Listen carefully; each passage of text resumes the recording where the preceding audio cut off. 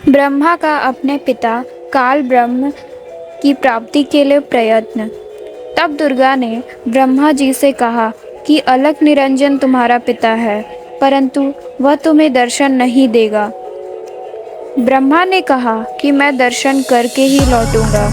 माता ने पूछा कि यदि तुझे दर्शन नहीं हुए तो क्या करेगा? ब्रह्मा ने कहा, मैं प्रतिज्ञा करता हूँ, यदि पिता के दर्शन नहीं हुए तो मैं आपके समक्ष नहीं आऊँगा। यह कहकर ब्रह्मा जी व्याकुल होकर उत्तर दिशा की तरफ चल दिए, जहाँ अंधेरा ही अंधेरा था। वहाँ ब्रह्मा ने 4 युग तक ध्यान लगाया, परंतु कुछ भी प्राप्त नहीं हुआ। काल ने आकाशवाणी की कि जीव उत्पत्ति क्यों नहीं हो रही है। भवानी ने कहा कि आपका ज्येष्ठ पुत्र ब्रह्मा जिद करके आपकी तलाश में गया है।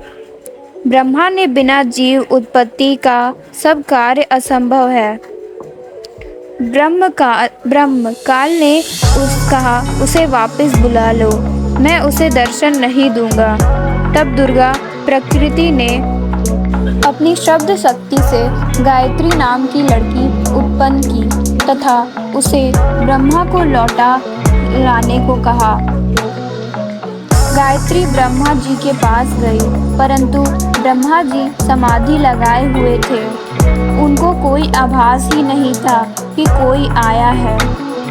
तब आदि कुमारी प्रकृति ने गायत्री को ध्यान द्वारा बताया कि इसके चरण स्पर्श कर। तब गायत्री ने ऐसा ही किया।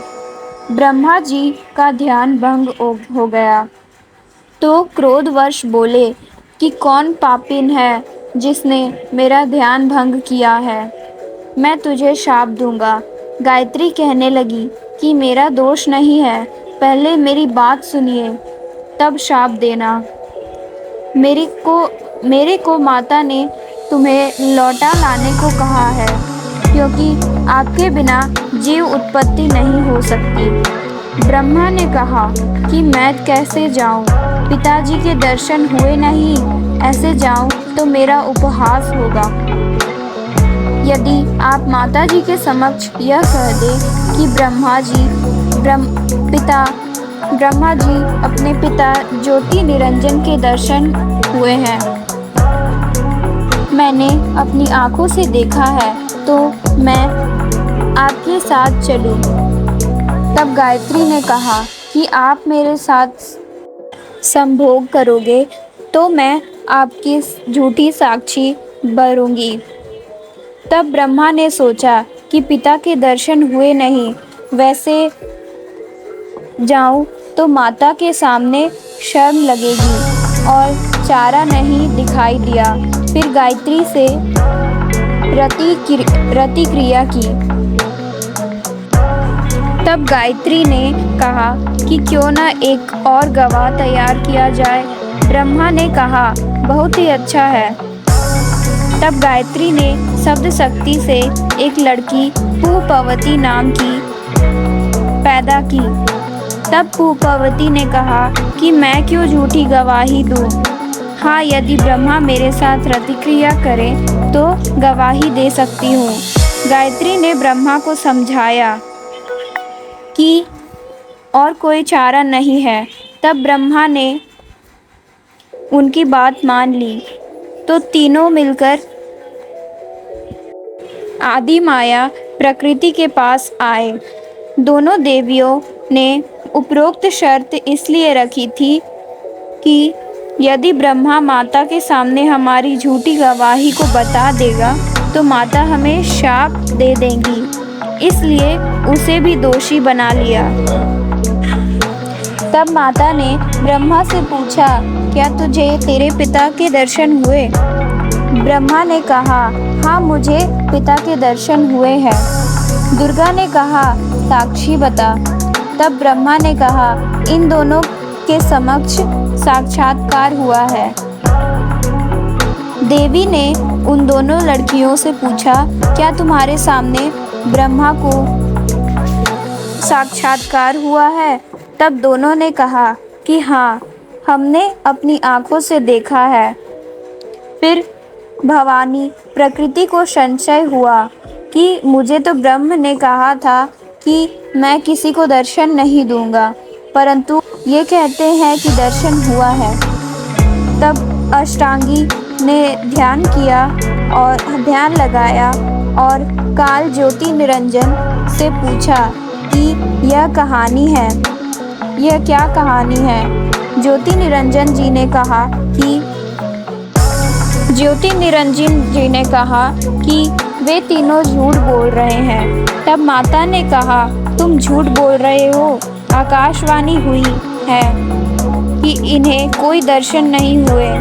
यह बात सुनकर ब्रह्मा ने कहा कि माता जी, मैं सौगंध खाकर पिता की तलाश करने गया था, परंतु पिता ब्रह्म के दर्शन हुए नहीं। आपके पास आने में शर्म लग रही थी, इसलिए हमने झूठ बोल दिया।